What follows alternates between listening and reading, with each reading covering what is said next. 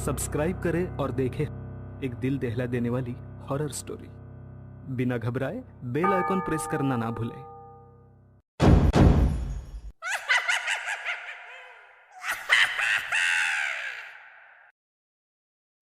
इस कहानी के लेखक हैं विजेंद्र कुमार कर्ण।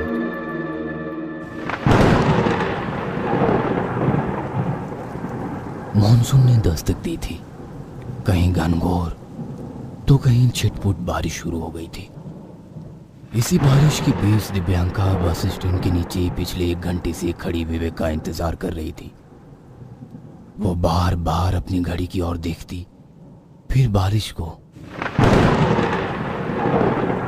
उसके अलावा बस स्टैंड पे 2-3 लोग ही थे। उसमें एक लड़का दिव्यांका को घूर भी रहा था।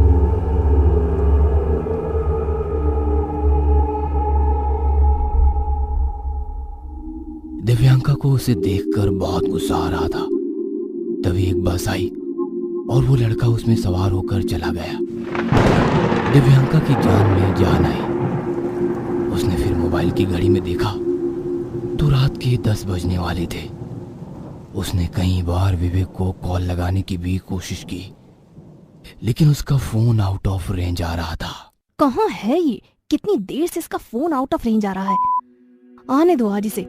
आज तो मैं इसे क्लियर कह दूंगी कि इस तरह से उसका रवैया रहा ना तो ये रिलेशनशिप चलने से रहा। आज तक ये लड़का कभी भी टाइम पर नहीं पहुंचा है। दिव्यांका और विवेक 2 साल से एक दूसरे से रिलेशनशिप में थे। दिव्यांका एक कॉल सेंटर में काम करती थी और विवेक एक कुरियर कंपनी में डिलीवरी बॉय था। विवेक दिव्यांका से पहली बार उसके ऑफिस में ही मिला था, जब वो उसका एक कुरियर लेकर वहां पर गया हुआ था।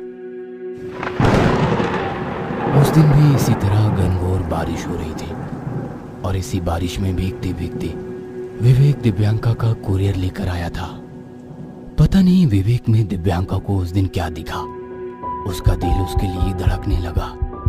इस मुलाकात के 3 महीने बाद वो दूसरी बार विवेक से तब मिली जब वो फिर से उसके ऑफिस में किसी और कलीग का कुरियर लेकर आया था। दिव्यांका विवेक से जब दूसरी बार मिली तो उसने पहली मुलाकात वाली गलती नहीं की।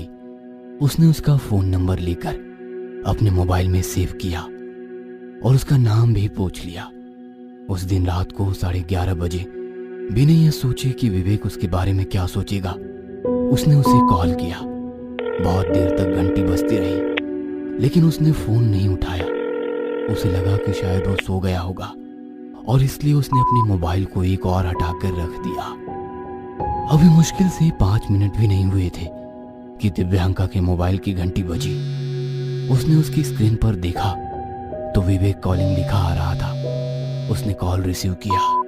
हेलो हेलो हेलो, अरे भाई कुछ बोलिए भी। हेलो। दिव्यांका ने कुछ भी नहीं बोला, सिर्फ उसकी हेलो हेलो की आवाज वो सुनती रही। कुछ सेकंड के बाद विवेक ने कॉल कट कर दिया। पता नहीं किसका कॉल था, कुछ बोल ही नहीं रहा था। अरे जब बात नहीं करनी होती है तो लोग कॉल क्यों करते हैं? कुछ ही सेकंड में विवेक के नंबर पर दिव्यांका का कॉल आया। उसने अनमने ढंग से फोन उठाया। हेलो। बहुत जल्दी फोन काट देते हो। अभी तो मैंने तुम्हारी आवाज भी ठीक से नहीं सुनी थी। कौन? आप कौन बोल रही हैं? गेस करो। माफ करिएगा मैडम, मैं आपको नहीं पहचान पा रहा हूँ। मैं दिव्यांका बोल रही हूँ। दिव्यांका? अच्छा लगा तुम्हारे मुंह से अपना नाम सुनना। सॉरी, लेकिन मैंने अभी भी आपको नहीं पहचाना। आज किसी को आपने अपना नंबर दिया था और किसी ने आपका नाम पूछा था। यही वो दिन था जब दिव्यांका ने विवेक से अपने दिल की बात कही थी। फिर वो दोनों की बातों का ऐसा सिलसिला चला कि शायद वो 1 सेकंड के लिए सांस लेना भूल सकते थे, लेकिन एक दूसरे से बात करना नहीं बोलते। बातों का सिलसिला मुलाकातों में बदला और मुलाकातों का सिलसिला कस्मों वादों में। एक दूसरे के बिना ना जीने की कस्में उन्हें शादी के निर्णय तक ले आई। विवेक, मेरे दिल में तो कोई डाउट नहीं है। अगर तुम्हारे दिल में मेरे लिए है तो बोल दो। डाउट? कैसा डाउट दिव्यांका?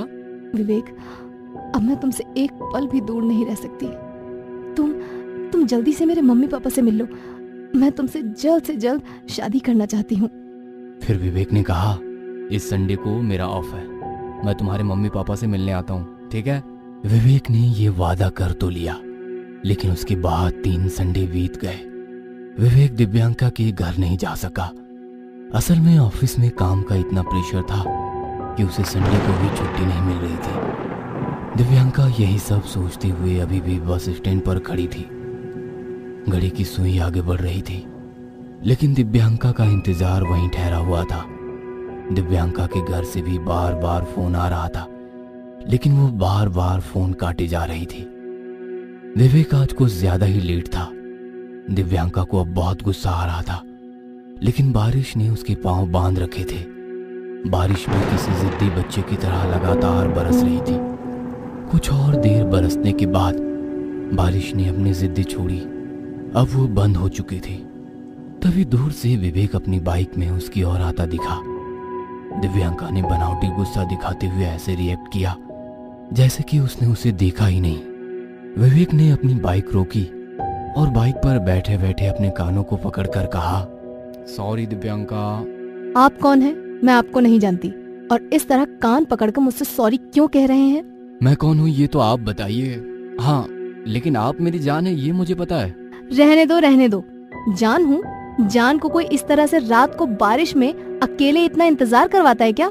सॉरी मेरी जान, क्या करूँ, शहर के इस कोने से उस कोने में डिलीवरी देने जाता हूँ। आज बहुत थक गया हूँ। तुम और तुम्हारा काम, मैं तो तंग आ गई हूँ इससे। इसी के चक्कर में तुम अब तक मम्मी पापा से नहीं मिल पाए हो। 3 संडे बीत गए हैं और पता नहीं और कितने संडे बीतेंगे। कब तुम्हारी नींद खुलेगी? मुझे तो लगता है कि तुम मुझसे शादी को लेकर बिल्कुल भी सीरियस नहीं हो। अगर ऐसा है तो प्लीज मुझसे क्लियर बोल दो। अभी कर लूँ शादी तुमसे? चलो अभी कर लेता हूँ। कोई मंदिर खुला होगा क्या अभी? तुम ये मजाक करना छोड़ो विवेक। कहीं ऐसा ना हो कि तुम मजाक ही करते रहो और कोई दूसरा मुझे ब्याह कर ले जाए। और मैं आज कुछ नहीं सुनूंगी, कोई संडे नहीं। अभी चलो मेरे मम्मी पापा के पास। अभी? इतनी रात को? ठीक है, नहीं जाना है ना मेरे साथ?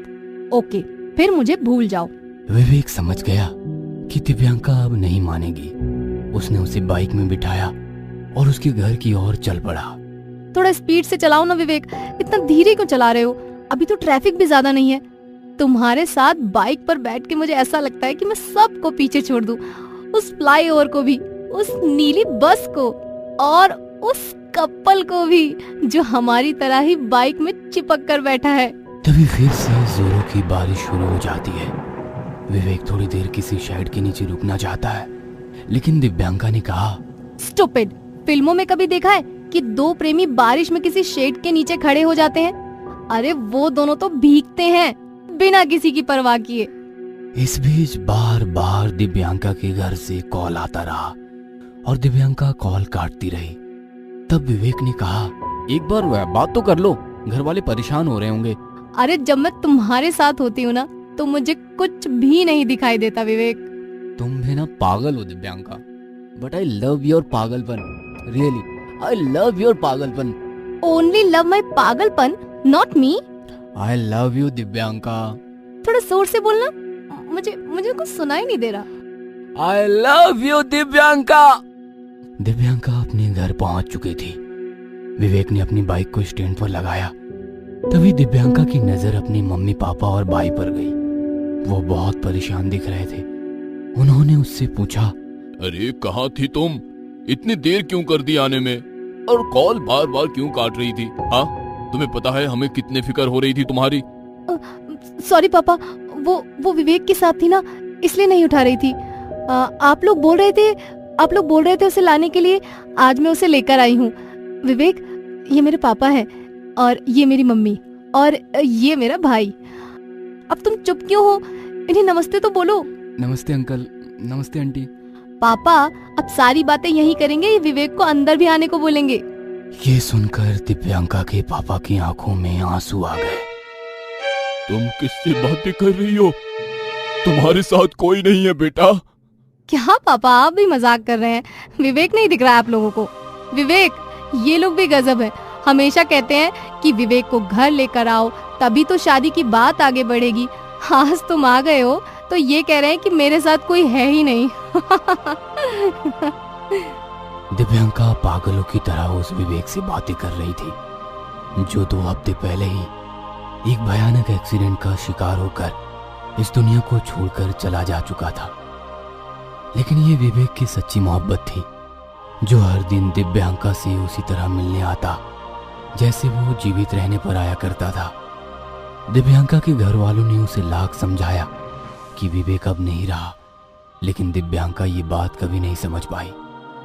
आज 5 साल हो गए विवेक की मौत के, लेकिन दिव्यांका से वो हर दिन मिलने आता है। दिव्यांका आज भी चाहती है कि वो उसके माता पिता से शादी की बात करे, लेकिन काश ये संभव हो पाता कि दूसरी दुनिया में गए लोग इस दुनिया के लोगों से बातें कर पाते। काश यह अधूरी मोहब्बत अधूरी ना रहकर मुकम्मल हो गई होती।